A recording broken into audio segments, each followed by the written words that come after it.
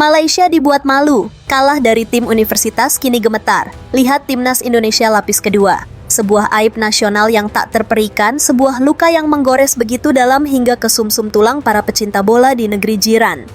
Di mana timnas Indonesia ini patut kalian bangga ya dengan kemenangan 8-0 ini, walaupun hanya lawan Brunei ya, tetapi tetap kemenangan telak. Ketimbang dengan Malaysia, saya sangat sedih dan saya sangat kecewa. Saya menjadikan kemenangan ke atas Malaysia ya, tetapi tidak dijangkakan Malaysia kalah 2-0 ke atas Filipina. Dan Indonesia ini bukanlah tim yang terbaik lagi, karena saya pikir di Indonesia ini ada ramai lagi yang sebenarnya pemain-pemain yang belum diturunkan, yang masih berumur 23 tahun ke bawah. Itu kayak Ivar Jenner, Jardim, Marcelino Ferdinand. Kalaulah, bayangkan guys, kalaulah semua pemain-pemain yang saya sebutkan tadi itu diturunkan untuk bermain dengan timnas U23. Kalau ada Ivar Jenner-nya ada di situ, Marcelino Ferdinand-nya ada di situ, Mauro Gestra-nya ada di situ. Macam mana? Bayangkan nggak Indonesia itu sekuat mana? Ya, karena mereka pemain-pemain itu sudah punya pengalaman bermain di peringkat-peringkat tertinggi, di peringkat antarabangsa. Dan pertandingan pertama sudah kita lewati. Ya, sebagaimana kita ketahui bahwa untuk Piala Ciki ini Indonesia sebenarnya tidak begitu serius ya untuk tampil di turnamen ini. Itu terbukti dengan tidak diturunkannya pemain inti kita, 4 pemain andalan kita di tim nasional utama, dari Marcelino, Ivar Jenner, dan kemudian Rafa Struijk dan El Preman Justin Hubner itu tidak dimainkan atau tidak diturunkan di tim kita yang dimainkan untuk Piala AFF U23 ini, karena memang Piala Ciki. Ditambah lagi 2 pemain diaspora kita, Tim Havens dan Dion Marks juga tidak dipanggil. Artinya kita ini tampil dengan timpang. 6 kekuatan utama kita itu tidak diturunkan di pertandingan kali ini ya. Filipina ini di pertandingan pertama secara mengejutkan mengalahkan tim terbaik di Asia Tenggara, yang terhebat ya, paling nggak menurut omongan dari para pemainnya ya, di mana sebelum pertandingan ini mereka uji coba menghasilkan dengan baik ya, tim The Breakfast Warrior U23 ini ya, itu betul-betul dihajar habis sama Filipina ini. Meskipun The Breakfast Warrior atau Askar Sarapan ini memegang kendali permainan, tetapi mereka tidak berhasil mencetak satupun gol. Malaysia itu berusaha terlalu monoton kalau menurut saya, saudara-saudara. Berusaha untuk membongkar dengan cara mereka merasa seperti Spanyol, seperti Argentina, sehingga ya ball possession terus, berusaha ball possession, berusaha passing-passing tanpa ada solusi alternatif. Kalau situasinya buntu, situasinya strategi awal tidak berjalan, mereka tidak bisa keluar dari strategi, tidak punya strategi alternatif, tidak punya plan B. Plan A mereka gagal, plan B mereka tidak punya, sehingga ya seperti itu.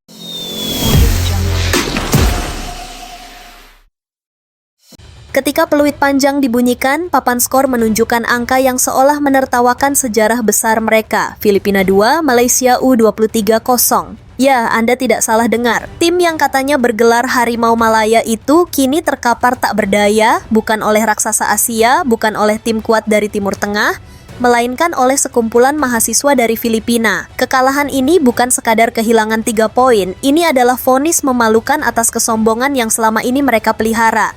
Di saat yang sama, di belahan lain Asia Tenggara, sang rival abadi Indonesia justru berpesta gol, melumat Brunei Darussalam dengan skor telak 8-0. Sebuah ironi yang begitu menyakitkan, sebuah tamparan yang membuat seluruh Malaysia terdiam. Lantas, setelah dipermalukan tim level universitas, masih pantaskah mereka menyebut diri sebagai rival sepadan bagi Indonesia? Di saat para pemain Malaysia U23 tertunduk lesu meninggalkan lapangan, media sosial di negara mereka meledak dalam lautan amarah dan rasa malu. Kata malu dan aib menjadi trending, dicuitkan oleh jutaan netizen yang tak percaya tim kebanggaan mereka bisa sehancur ini. Pundit-pundit yang biasanya lantang memuji kini kehabisan kata-kata, para influencer yang gemar membanding-bandingkan dengan Indonesia kini bungkam 1000 bahasa, bagaimana tidak? Filipina dalam ajang Piala AFF kali ini secara terang-terangan hanya menurunkan skuad yang mayoritas pemainnya berasal dari kompetisi antar universitas. Mereka bahkan tidak membawa kekuatan penuhnya. Ini bukan lagi soal taktik atau strategi. Ini soal harga diri yang diinjak-injak oleh tim yang notabene tidak pernah dianggap sebagai ancaman. Kesombongan Malaysia yang merasa sebagai salah satu kekuatan utama di Asia kini luluh lantak, hancur berkeping-keping oleh kenyataan pahit. Benarkah ini akhir dari era Harimau Malaya yang ternyata tak lebih dari sekadar kucing rumahan saat bertemu lawan yang tak terduga? Guncangan ini terasa hingga ke studio-studio analisis sepak bola. Salah satu pundit ternama Malaysia dengan wajah pias dan suara bergetar tak mampu menyembunyikan keterkejutannya. Kalimatnya pendek, namun menusuk tajam ke jantung setiap pendukung Malaysia. Kita sangat malu, kita dibantai Filipina, ucapnya dengan nada pasrah. Namun kalimat berikutnya adalah puncak dari ketakutan mereka yang sebenarnya. Bayangkan nanti kita ketemu Indonesia, lanjutnya seolah melihat sebuah mimpi buruk yang akan segera menjadi kenyataan. Pengakuan ini adalah sinyal bahaya paling nyata. Bukan lagi soal gengsi, tapi soal potensi pembantaian yang lebih besar. Kekalahan dari Filipina membuka mata mereka bahwa level mereka saat ini mungkin sudah jauh tertinggal. Jika menghadapi tim universitas saja mereka kalang kabut, skenario horor seperti apa yang terbayang di benak mereka jika harus berhadapan dengan skuad Garuda? Ketakutan itu semakin menjadi-jadi ketika mereka melihat apa yang dilakukan oleh timnas Indonesia. Dan yang lebih mengerikan bagi mereka, kemenangan 8-0 itu diraih Indonesia bahkan tanpa perlu memanggil para gladiator utamanya yang berkarier di Eropa. Benar sekali, nama-nama sekelas Marcelino Ferdinand, Justin Hubner, Ivar Jenner, dan Rafael Struijk bahkan tidak ada dalam daftar skuad untuk Piala AFF U23 2025 ini. Mereka bukan duduk manis di bangku cadangan, mereka memang sengaja tidak dipanggil oleh Shin Tae-yong. Fakta inilah yang menjadi bahan perbincangan paling panas di kalangan pengamat Malaysia.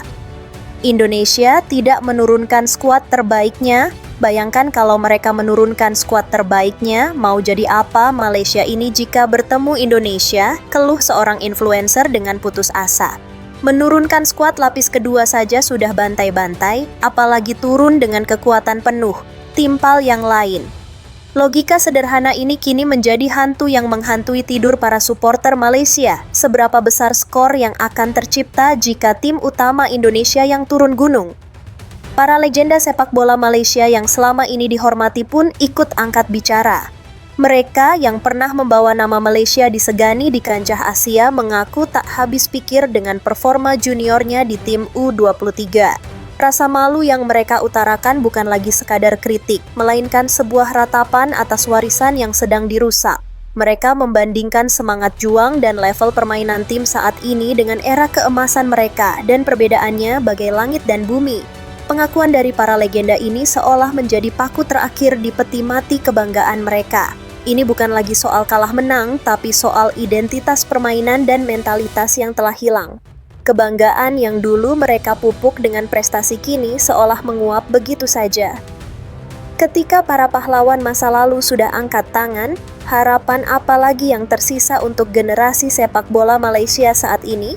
Kekalahan ini sejatinya adalah buah dari arogansi yang dipupuk terlalu lama. Selama bertahun-tahun, banyak dari supporter dan media Malaysia yang hidup dalam gelembung superioritas merasa selalu lebih baik dari Indonesia dan negara ASEAN lainnya hanya karena beberapa kemenangan di masa lalu. Mereka lupa bahwa sepak bola itu dinamis. Sementara mereka terbuai dengan status Raja ASEAN versi mereka sendiri, Indonesia bekerja dalam diam, membangun fondasi yang kokoh dengan pemain-pemain kelas dunia.